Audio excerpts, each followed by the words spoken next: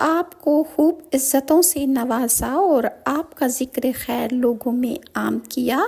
آپ نے کبھی کسی بت یا مورتی کو سجدہ نہیں کیا اور نہ ہی شیطانی راہ کی پیروی کرتے ہوئے بت پرستی کی، اور نہ ہی ان کے لیے نذر و نیاز کبھی پیش کیا، اور آپ خوب رو جاذب نظر شخصیت کے مالک تھے۔ آپ نہ زیادہ دراز قد تھے اور نہ چھوٹا قد تھا، داڑھی مبارک گھنی تھی، اور آپ شکل میں حضرت عیسیٰ کے مشابہ تھے، اور معرکہ خیبر میں حضرت علی کو رسول اللہ نے علم دیا۔